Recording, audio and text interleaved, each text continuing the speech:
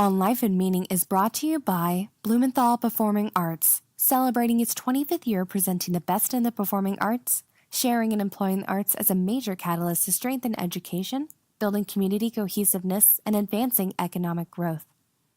Further support is provided by Charlotte-Mecklenburg Library, one of America's leading urban public libraries, delivering exceptional services and programs with a mission to improve lives and build a stronger community.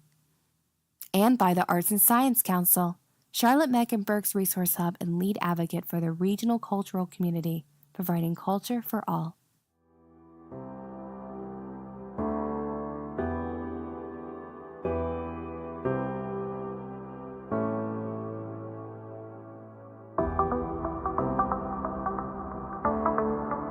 I even remember having a conversation with another immigrant when I told him, hey, I'm an architect, I'd love to get a job here, and I was a busboy there. And he said, no, we come here to wash dishes.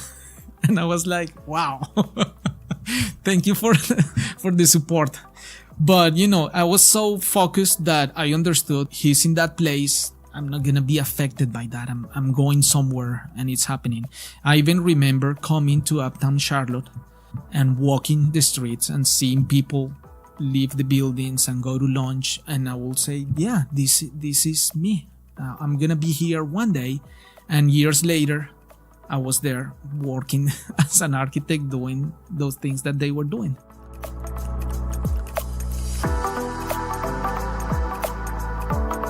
Jack Ossa helps people create impactful experiences through the power of design. He is the founder of and principal architect at Ossa Studios, an architecture, branding, and web design firm. He previously worked as a senior project architect at Gensler, an international integrated architecture, design, planning, and consulting firm. Jack has worked on dozens of commercial, mixed-use, and residential projects, and provided principal design for the worldwide corporate headquarters for SPX Corporation and the offices of the Duke Endowment. He also previously worked at DMR Architecture and at McClure Nicholson Montgomery Architects in Charlotte.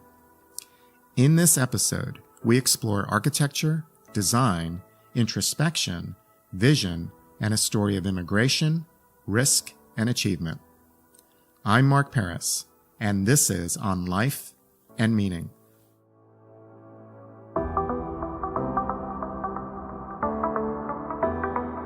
Jack, welcome. Thank you, Mark. Happy to be here. You have led a remarkable life, one in which you have thought deeply about the life you want to live, and you have taken great risks to make it happen, all of which we will explore. I'd like to start with the work that you do. What do you do professionally? I'm an architect, a designer, and a strategist.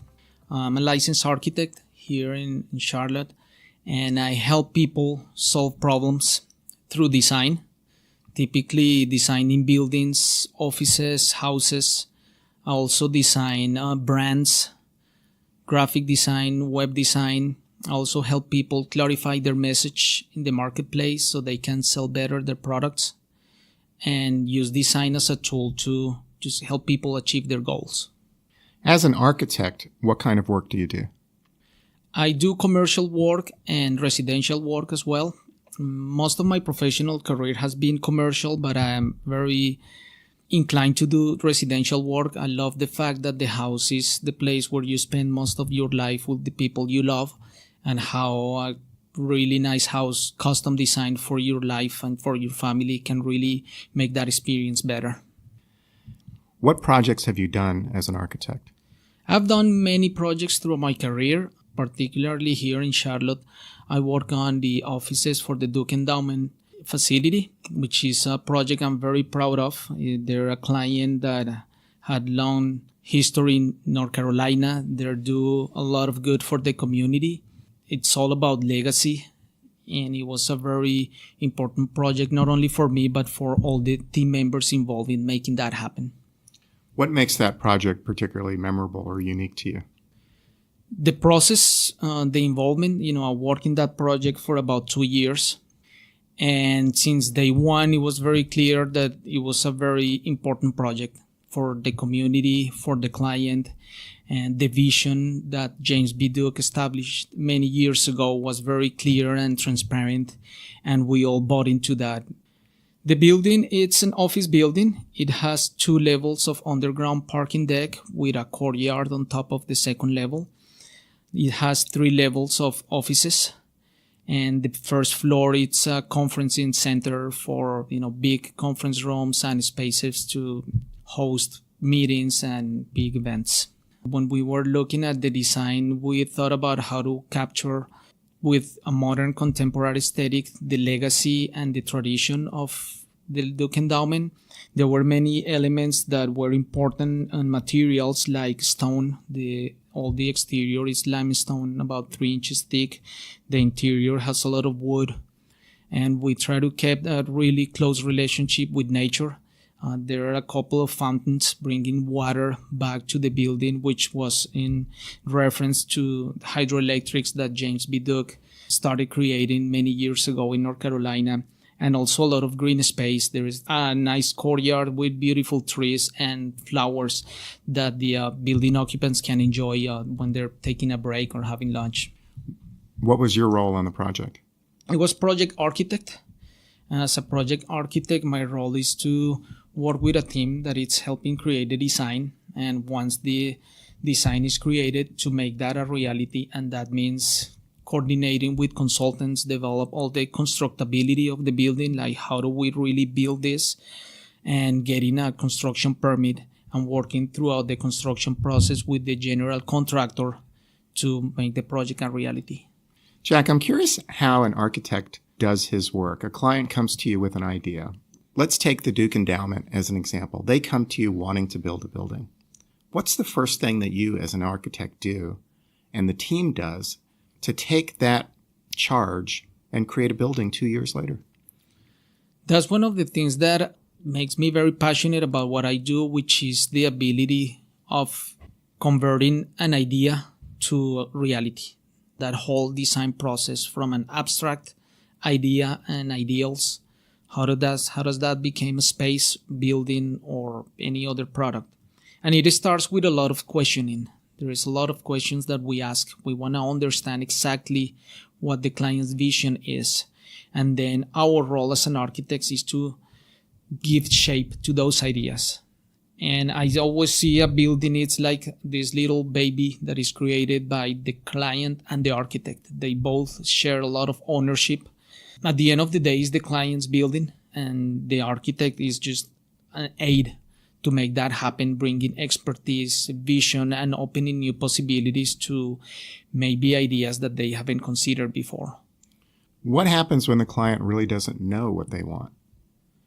During the early process, I like to ask a lot of questions, and I have different techniques to do that, and visioning sessions, exercises that we can do to really uncover what that is. And it's interesting how things can go a very different way once you start asking the right questions and really questioning, like, do you really need a building, and why? What are you trying to achieve? What's the end goal?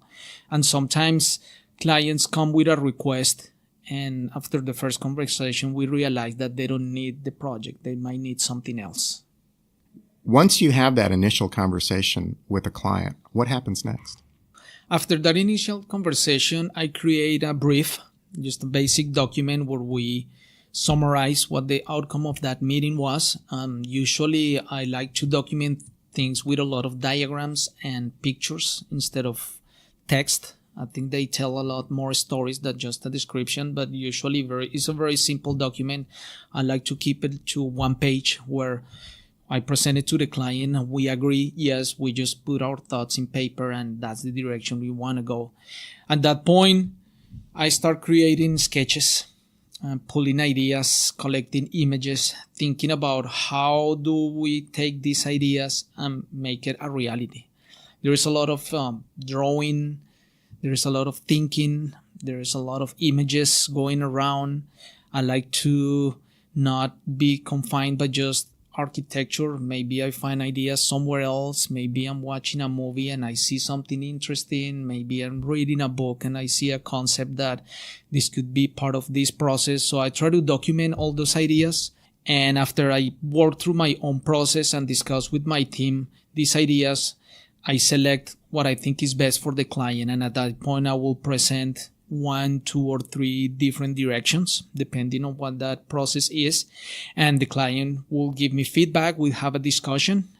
And based on that feedback, I will go to another round and maybe create more refined drawings. That's time maybe we're starting to look at a floor plan, maybe a rendering, maybe something more defined that is taking shape of architecture. Once that's in place, we can start looking at if there are any consultants involved. What about the furniture? What about engineering? So they start becoming part of the process and start giving feedback and feeding that design process. And during that time, there's a point where we create again another meeting or another submittal, if you want to call it like that, where we have more technical drawings, and now they tell the story. Now it could be quantified. General contractor can put a price to that. They can say this is going to take this time to build. It may cost between here and there, and then the client has a pretty good idea. Okay, I have my idea, I have my dream, is representative of this building. This is what it's going to take to make it happen. And there's a lot of back and forth during that period until we match that idea to the project budget that the client has, and then he gives the final approval to finish the drawings. That part is more about creating the permit drawings, documents, consultants, specifications, get the construction permit, and at that point construction starts. Once the construction starts, the general contractor is taking the lead, ordering the materials and coordinating everything that needs to be in place to build the building, and the role of the architect becomes more of an advisor to the contractor. So as he's building the things, there are many questions. Sometimes things, they're never perfect, and sometimes things may not work as they were designed. So they need to be rethink again. So the architect and the contractor work together to solve those problems. We may have weekly or bi-weekly meetings to go through all those aspects until they finish the building. We do a final punch walk with the client where we review and make sure that everything was covered. There weren't things that were missed or misinterpretation from the drawings. And once that punch list is completed, where the contractor takes care of all those little details, the project is completed. Are there steps in that process that you particularly enjoy? I like all the steps. Part of what I like about architecture is how broad it is. You can be a very artistic person and there is a place for you. You can be very technically oriented and there is a place for you. You can be very sales oriented and there is a place for you. There is a lot of spectrum from somebody to be there. And I think just because of my personality or the way I am, I enjoy touching every single point of making that happen. From the initial contact, talking to the clients, developing the design, developing the construction drawings, the technicalities, the expertise that's needed, the coordination until you deliver the final product. I really enjoy the whole process.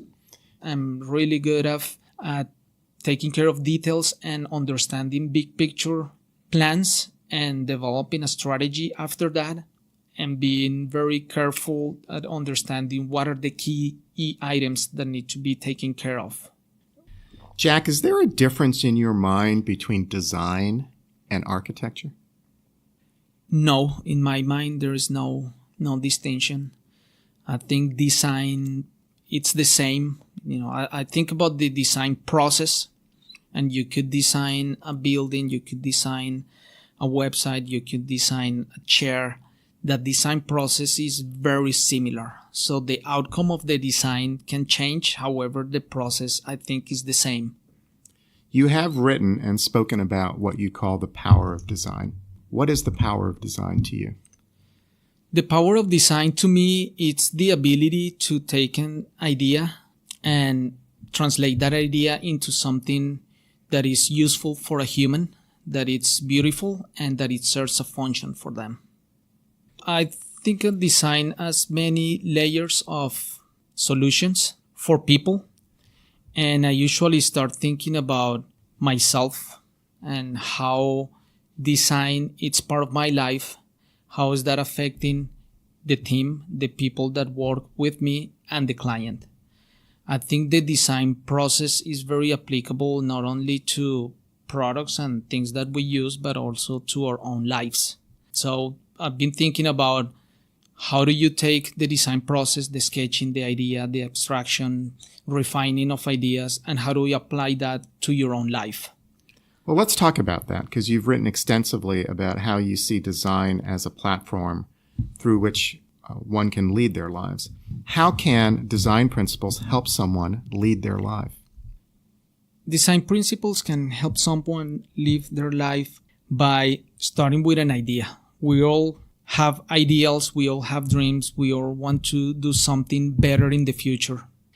And the design process is a tool to help us get to that future that we want to create. There are basic things that I understand are foundational for achieving those things that we like to go after.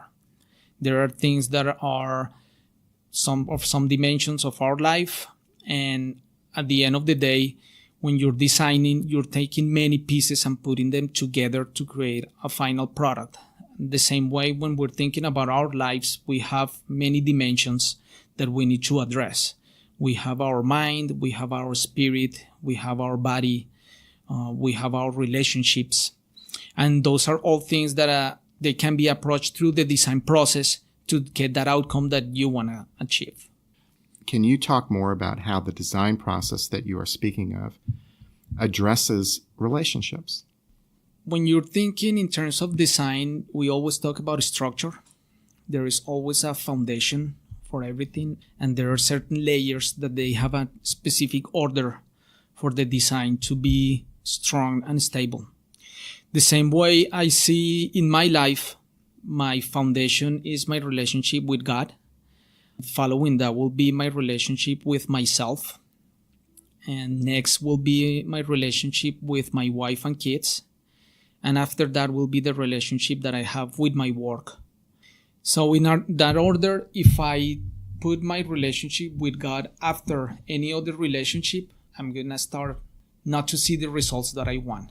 The foundation will not be strong enough. And I'm speaking out of experience because I've tried many different ways to create that foundation or that pyramid. And this is the way that I found today is what works very well for me.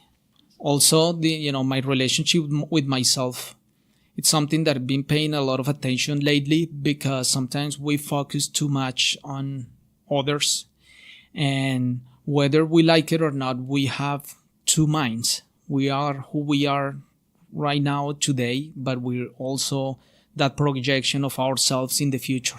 Steven Pressfield talks a lot about that in his book, The Work of Art. And he calls it the resistance. And the resistance is that space between who you are and who you want to be. And how, when we project ourselves in the future, we try to live to that ideal, which is in our present moment because we're thinking about it right now. However, there is a space. And that projection puts us in tension sometimes because we're not there and we're frustrated. We don't know why. We think we could be better at some point, but we don't know how we're going to get there. So making that space small is what I like to do and what I try to do in my relationship with myself. Being right here, right now, today, the person that I want to be. Jack, in February 2015, you published a personal manifesto that you called Manifesto. In broad terms, what does the manifesto express? Express what my thinking was at that moment in time. It was a specific moment that I felt the need to document what I was thinking. I don't know why. There were just some things happening in my life that just put me in a situation that I felt that I had to do it and put it there. What was happening during that time in your life that you think motivated you to write it? I was consuming a lot of information. I was reading a lot, listening to a lot of podcasts, and felt that I was learning and growing a lot. And it was important for me to capture those ideas, not only for me, but also for my kids when I think about them. I think, I would love for them to read it one day and see what I was and what I was thinking. Jack, I'd like to ask a few questions about what you wrote in your manifesto. You began by calling yourself an introvert, that your energy expands through reflection. Can you talk more about that? I'm an introvert. I feel that I'm energized when I'm by myself. I love interacting with people, and as a business owner, there is a lot of interaction that I need to do just for the business, and I love it. I enjoy it. However, I realize that when I'm by myself, I feel very energized. Thinking about my thinking is probably one of my favorite activities. Reflecting about what I'm doing, why do I do things the way I do it? And I do a lot of diagrams to understand why my mind works that way. And I really enjoy that process. And I see it as a challenge, and I see how can I refine that thinking? How can I make that thinking good for others that they can enjoy when they're interacting with me? And how can it take me closer to a place where I can really enjoy my experience of life? You use the phrase mapping your mind. Can you share more about that? Yes, I think about our mind is what interacts with the world, with reality. And our mind has many different dimensions. So we have our analysis part where we think about through things and we evaluate pros and cons and we make plans. And we also have our emotional part. I think it's a big piece of our minds where we react to things, our feelings, how we relate to each other. Love is there, sadness, positivity, joy. That's also a part that needs to be taken care of and needs work. In your manifesto, you also shared your personal story, and I'd like to talk about that. You were born in Medellin, Colombia.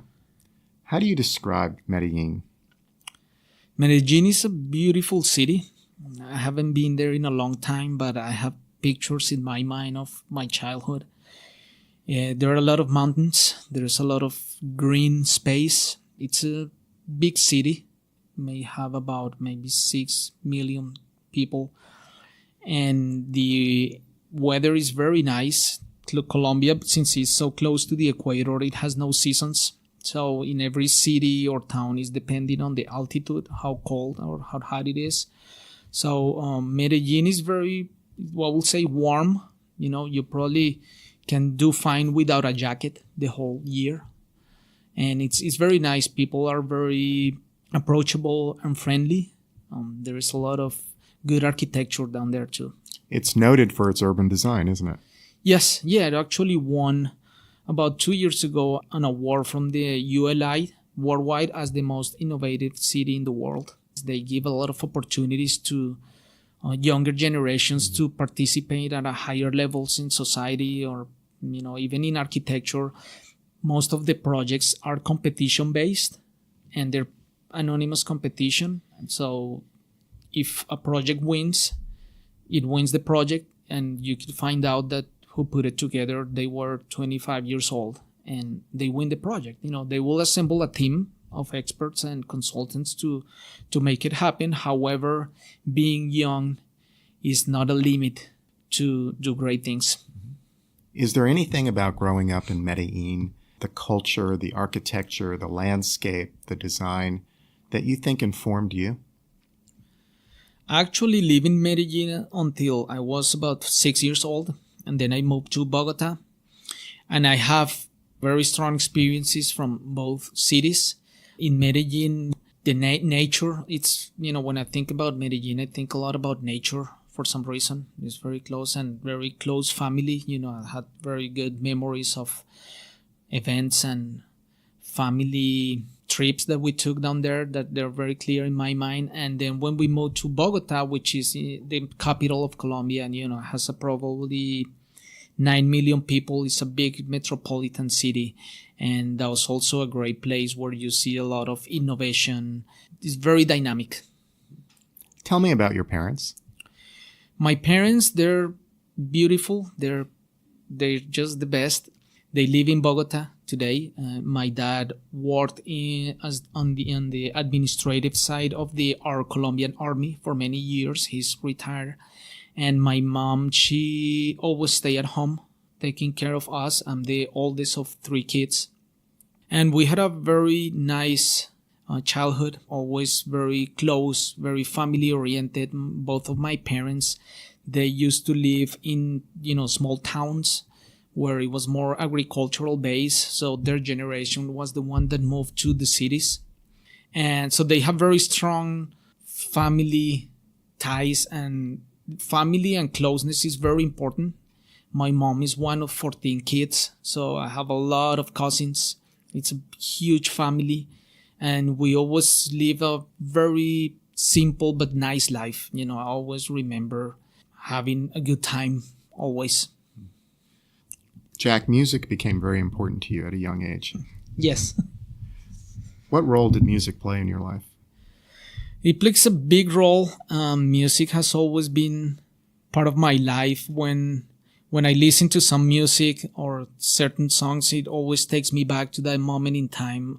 I started listening music probably at 6 or 7 years old, listening to rock in Spanish. I really liked it a lot. And when I started going into middle school, high school, I really wanted to, now I want to make music, right?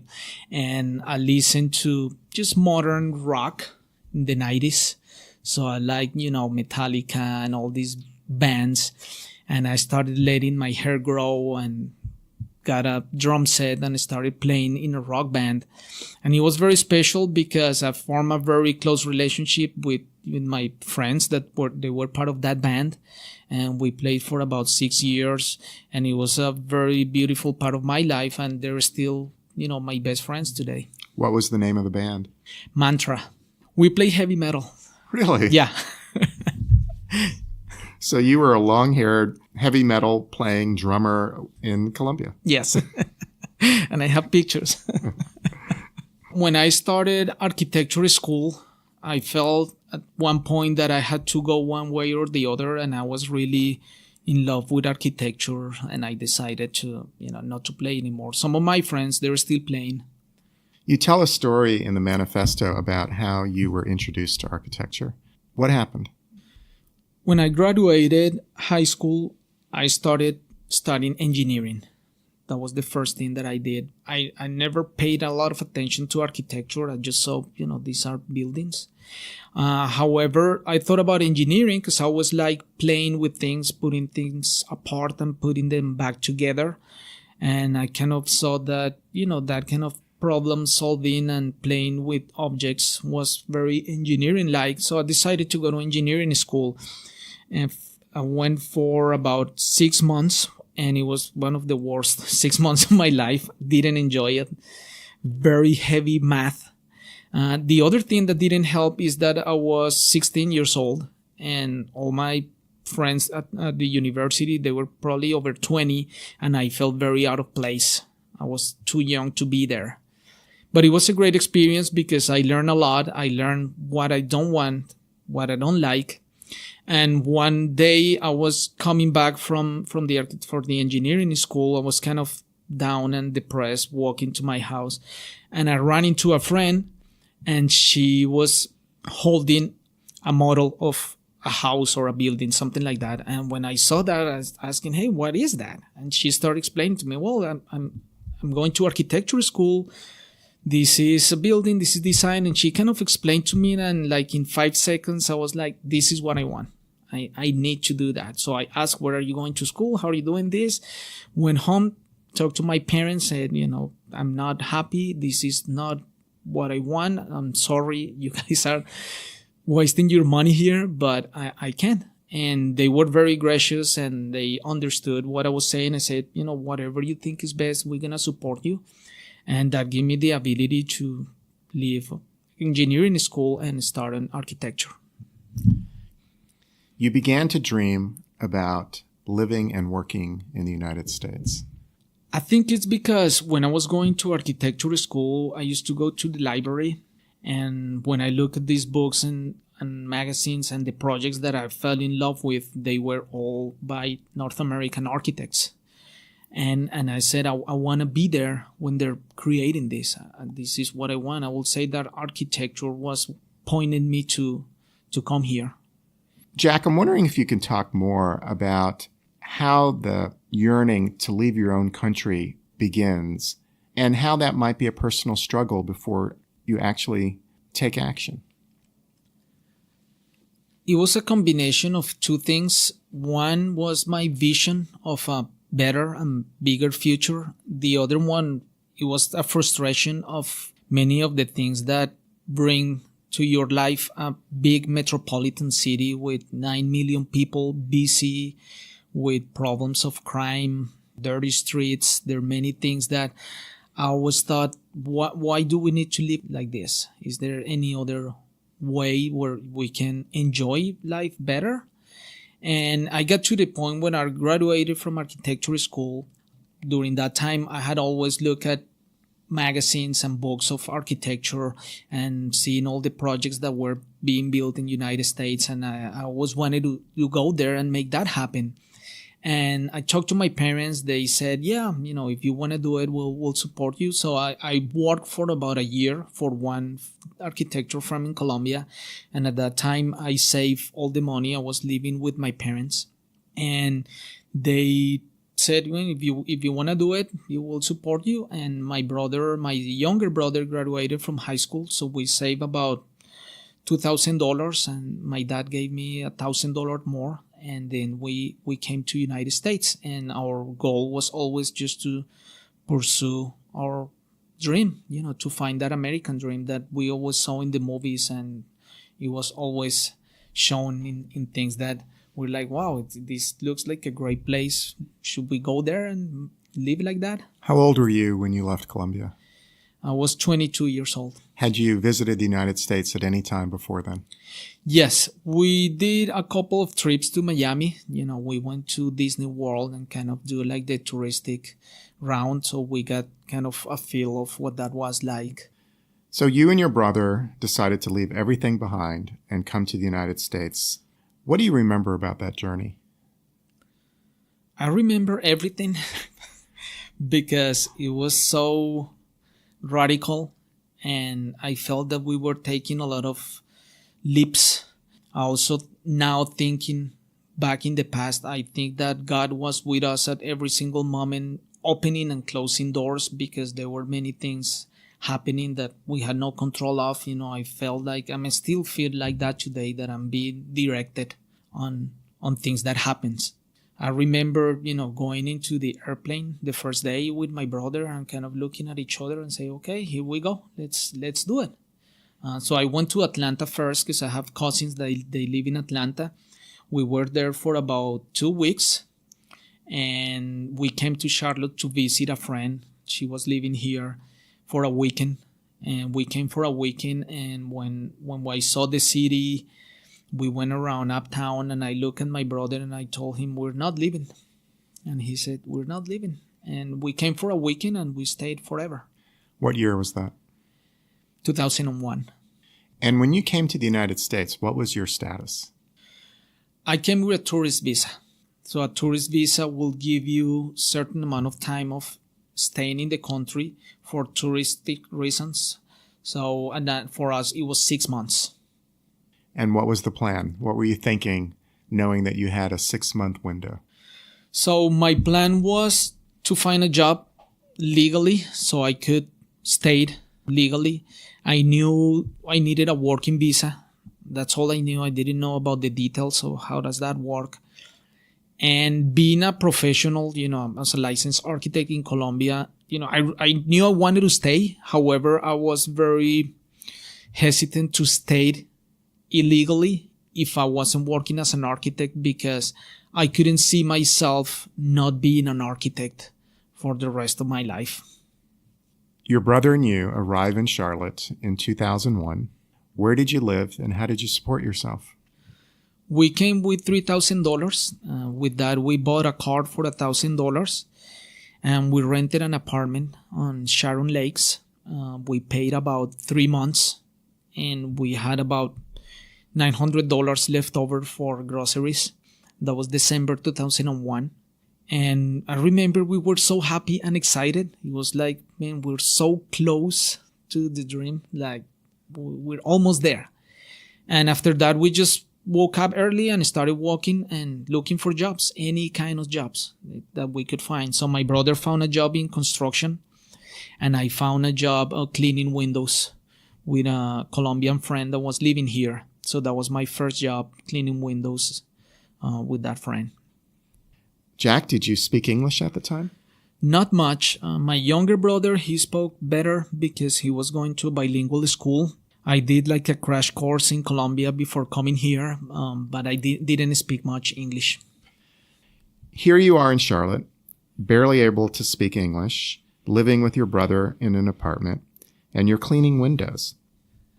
When we were cleaning windows, the pay was not very good. So my friend asked me to see if we could go find another job. I said, sure, let's do that. So when we were driving about on Sharon Lakes again, and he said, I'm going to stop at State Farm because I want to pay for my insurance. He would just to bring the check. So we walked in, and the insurance agent, it's Mariana, who's my wife today. So it was a very important moment in my life because we came in, he introduced me, we just say hi. He paid for his insurance. There was like a very small conversation. And she said, hey, I'm working at a restaurant at night. If you guys are looking for something, I can help you guys with that. It was perfect because we wanted to look for something else. So she helped us get that job at the restaurant. And so we started working there. He was a waiter. I was a busboy because I didn't speak English. And Mariana was a waitress at that restaurant.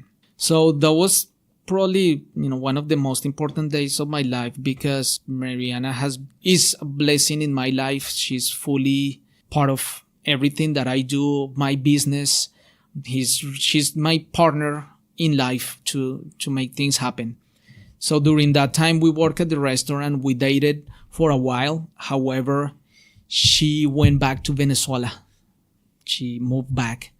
So it was a very short relationship. We just kind of dated, but nothing serious, never really saw any future, either of us. So she went back to Venezuela, and during that time, I started looking for architecture jobs, trying to apply. I had to go to a library, create a resume, didn't know how to do that, and get on board with, what do I need to do? How much is a working visa? Talk to a lawyer, understand what things are.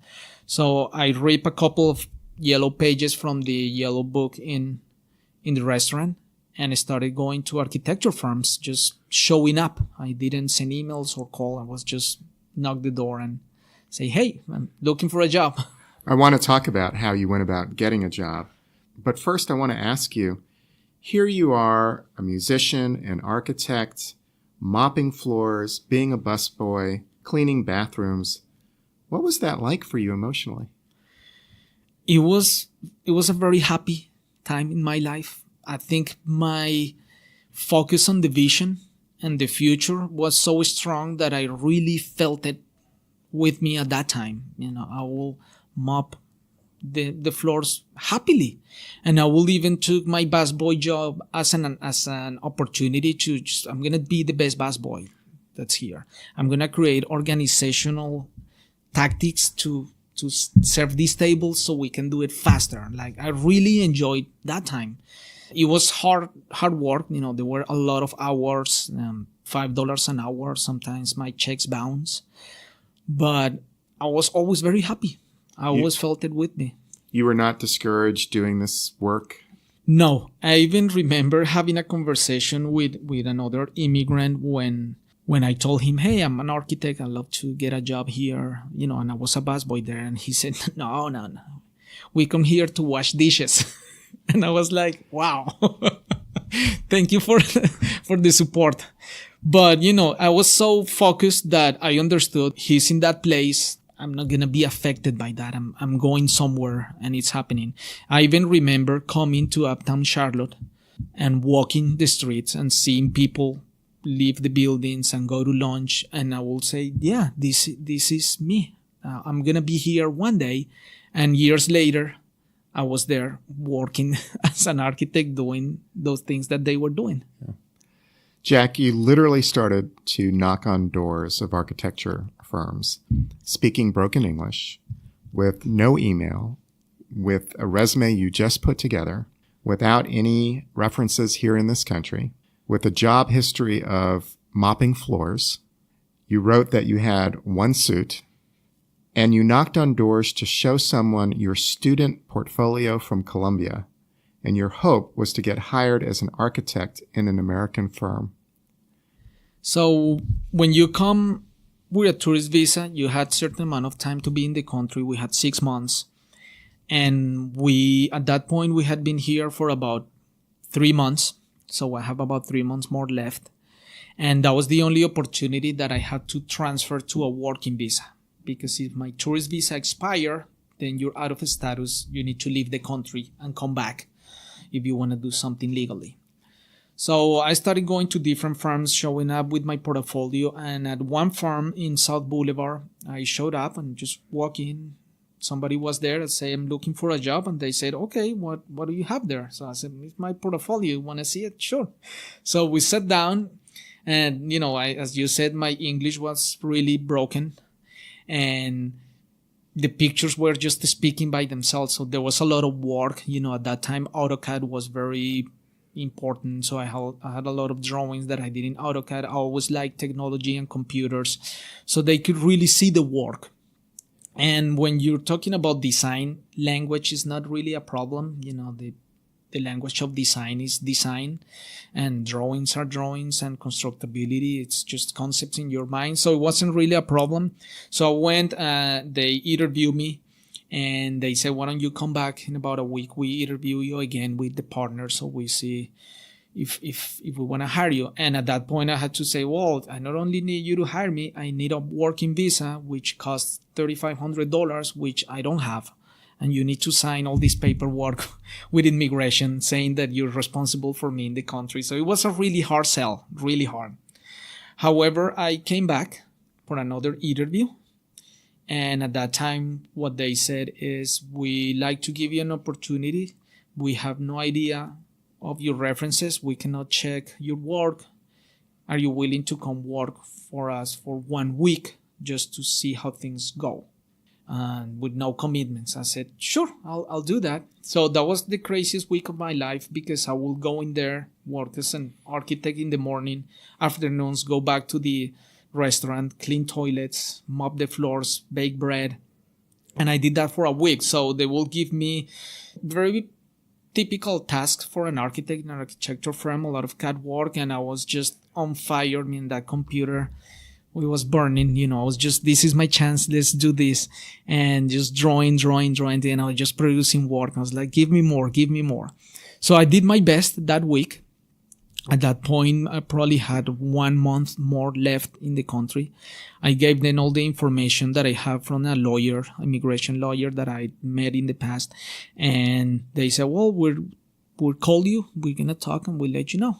And about a week later, I got a call. I was at the restaurant, and he was a lawyer saying, I'm a lawyer. I work with this firm, and they just paid for your working visa. You start working next week. What was that like? It was amazing, I have that day very clear in my mind. When I got the call, I couldn't believe it that was happening. First thing I did was call my mom and tell her what was happening. She was very happy, talked to my dad. They were all very proud. And I just started working. It felt, at the moment I didn't really see the change, the radical change, not only for my life, but for all my family, because, I'm a first generation immigrant, and that's a story that you hear about all the time. And we hear people talking about diversity and how this country is made out of immigrants many generations ago. And to be there living life, what that is like, is just an amazing experience. How many doors did you knock on before that opportunity presented itself? Maybe 25. And you kept knocking? Yes, I kept knocking. There was one that I had to go there at that specific day, at that moment in time. What firm was that? McClure Nicholson and Montgomery Architects. They changed your life? Yes, they did. Yeah. How long did you work there? 5 years. And you quickly started becoming an American. Yes, I did. I had to go through many different immigration processes, working visa, labor certification, residence, and I became an American citizen in 2014. What did that experience teach you?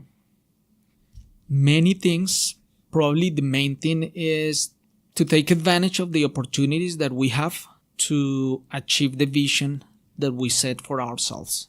Sometimes we don't realize that we have in our hands, especially today here in Charlotte with this economy, with the people, with the society we have, we don't realize the opportunities and the potential that we have to do great things, not only for everybody else, but for ourselves, for what we want for our lives and for our families. I see sometimes people, they don't take advantage of that. They limit themselves. You worked at McClure Nicholson in Montgomery for 5 years. What happened next? During those 5 years, I started the relationship again with Mariana because she came back from Venezuela. And after 2 months of dating, we decided to get married. And 8 months later, we got married. And she's been such an integral part of my life and everything that I do today, because she's always helping me bring the best of myself. Sometimes in my own perspective, I might not recognize some things that I could done, and she's really good at helping me see my potential. And during that time, it got to a point where after 5 years, I felt that I've learned a lot of things in that firm, that I was doing a lot of good work. And she was actually the one that started talking about to me about what's the next step. And when I thought about that, I knew people in the industry, looking at other firms. I was always very thankful for the opportunity they gave me. So I think I was very emotionally connected to that place, just because I felt in debt because of that. But it got to a point where I felt I also done a lot of good work and I need to look for something else. So I started looking for jobs, and I found another architecture position with DMR Architecture. They were on Park Road, bigger firm, bigger projects, and they hired me, and I started working there as an architect in 2006. I was there for about 4 years. So when the downturn came in 2008, I was there. The firm went from about 45 people to 6 people, and including 3 partners. So I was one of the 3 architects they had in staff. So I was there for 4 years. Mm-hmm. You then made a transition to one of the great international architectural firms. Yes, so that was also an interesting story when the downturn came and the unemployment rate for architects was very high. It was about 75%. And my salary got reduced to about 70% of what I was making. And my wife started talking to me about my potential again. And she was talking to me a lot about that I said, okay, I'm going just to try to look for a job, just so she sees me that I'm taking action, because there were no jobs in architecture. Everybody was being laid off. And that day I applied to Gensler, which I recognize as, one of the best architecture firms in the world. I didn't even know they had an office here in Charlotte. Sent my application, and about a month later, they contacted me about an interview and wanted to see if I could fill a position here in Charlotte. Did you feel at that point that you were at the top of your profession? Yes, I was. I felt that I was at a point where I was doing great projects. I was doing international work. Being bilingual was a plus for me. Great people, great projects. I couldn't ask for something better. So I was there since 2010. For about 3-4 years later, I started thinking about my dream when I came here. And I was like, is this the dream? And even though I had everything I wanted, I felt that it wasn't. You arrived here in 2001 with hardly anything in your pocket, cleaning toilets. Within 9 years, you're at the top of your profession working for one of the established international iconic architectural firms. And it wasn't enough. Yes, it was a struggle for me, for about maybe 2 years, I struggled with feeling ungrateful with God and with life because I had everything I wanted and I wasn't happy. And I didn't like that. I wanted to be happy and thankful. I mean, I had a great future in that company. I could see myself growing and learning, supporting my family the way I wanted. It was very nice. But talking to my wife again, Mariana always helping me bring my potential back again. I talk about this dream and I felt that I had this dream in my heart. So I kept like silencing that dream for a couple of years, trying to justify what I was doing. But it got to a point where I couldn't lie to myself anymore. What was that dream? To have my own business and my own architectural firm in the United States. I went to Colombia with my family. Mariana and our 3 kids went to Colombia. We had a great time, reconnected with family, saw my friends, saw a very different lifestyle.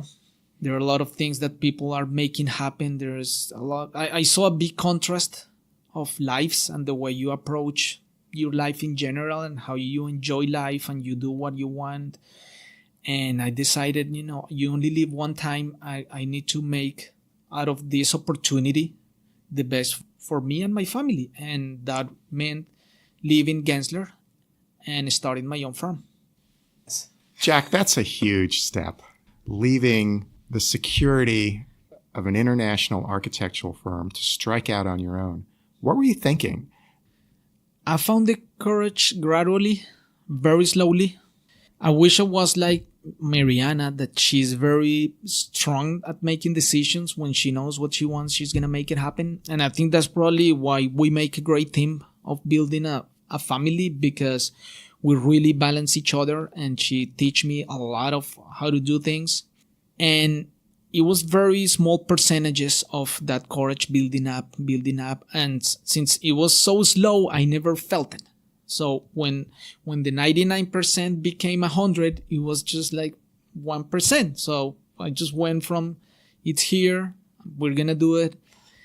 You gave notice. You told the partners you were leaving. Yes. What did they say? They told me we're not surprised. And they said, anything you need, we will be glad to help you. We'll support you, anything you need. You walk out the door. What's the next day? Next day, I will go online, buy a computer, and make a list of all the people that I've worked with, clients, partners, things like that, and started talking to people. And told them that you were on your own, that you were starting a business. Yes. And what has happened since? It's been a year, and it's been one of the most amazing years of my life. I feel today a very different person of who I was at least 13 months ago when I was still working for somebody else. To really have the freedom to drive your own destiny, it feels amazing. I have grown as a person. I feel that I have grown as a father, as a husband, as a friend. In every area of my life, I feel at my highest potential. I feel a lot of clarity. I feel energized. I feel very thankful. I feel that the future is amazing. Every single day, I cannot believe this is my life. What are the projects you're working on now? I have a lot of different projects, about 15 projects that I'm doing right now, which I love the variety. So I have a lot of branding projects, brand design, brand strategy, web design, corporate identity, residential design, commercial, offices, industrial. It's a variety of things. What is the vision now, Jack? The vision now, wow, it's amazing. It changes in shape. Like sometimes I want to have a big firm with 10,000 people. Sometimes I want to have a firm with 5 people. But it's all about the power of design. I would really want to create a firm that takes design to the edge and creating innovative solutions for our clients. I want to create a place where people come to work here to pursue their full potential. And there's a line of people we need to work there. I want to focus on all the things that I wish my employers always had. I want to focus on people. I want to focus on their goals. I want to be an integral part of their vision and their dreams. Jack, you have 3 children, Jacob, Juliana, and Jonah. What do you want them to know? I want them to know that they can overcome all their limitations. I want them to know that it's important to really pursue your dreams. You only live once and you have to take advantage of that opportunity. I want them to know that they have an amazing mother. I want them to know that everything I'm doing, every single day, I think about them. When I'm making decisions, I think about how's this impacting them, whether they're looking at me or not. I want them to know that I love them very much, and that this life, it's a blessing, it's a gift that we have, and they need to look at their surroundings just to realize everything that we have been given. Thanks for your time today, Jack. Thank you, Mark.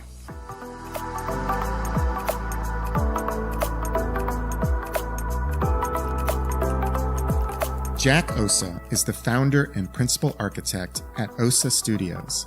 He earned his bachelor's degree in architecture from the Jorge Tadeo Lozano University in Bogota, Colombia.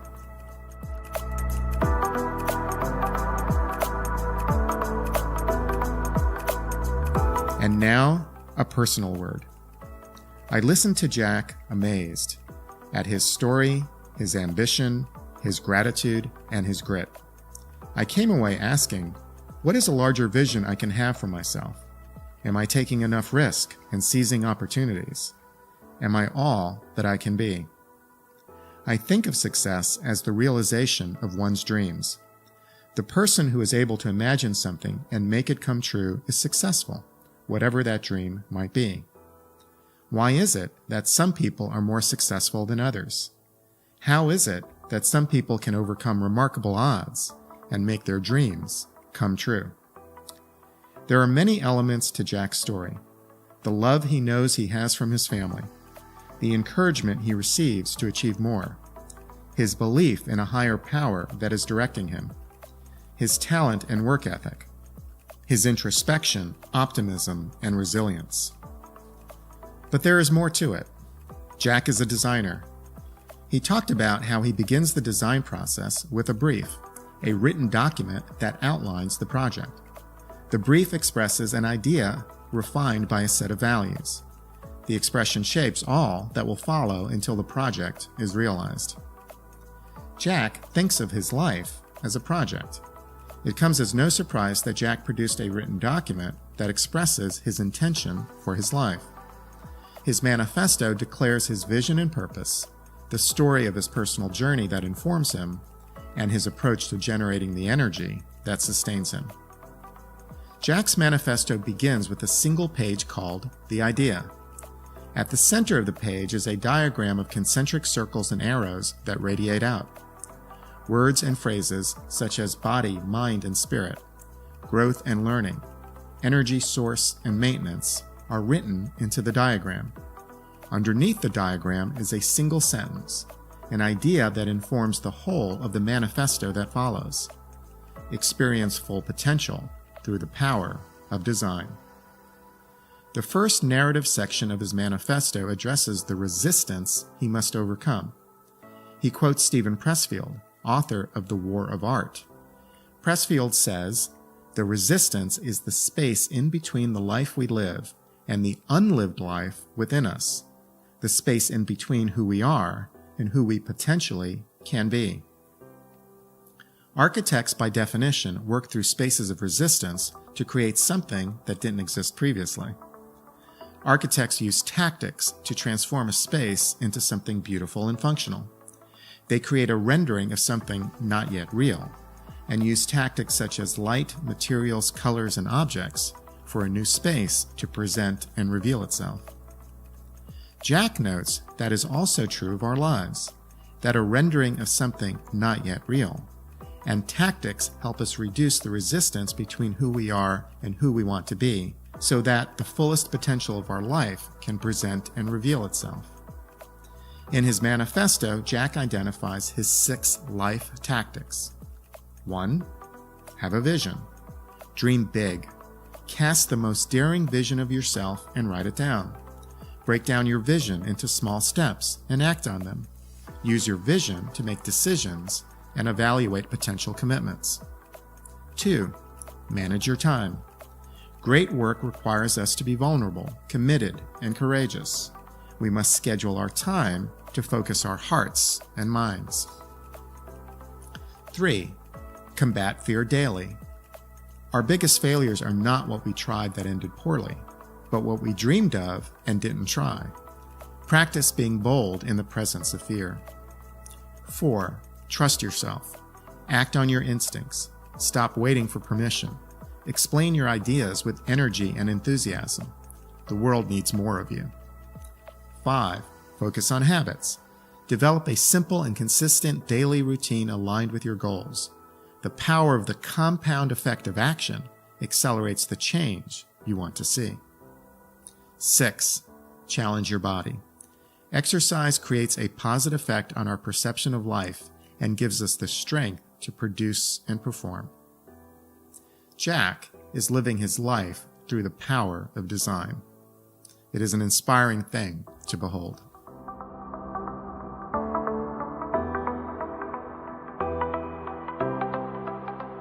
This is Mark Paris, and you've been listening to On Life and Meaning.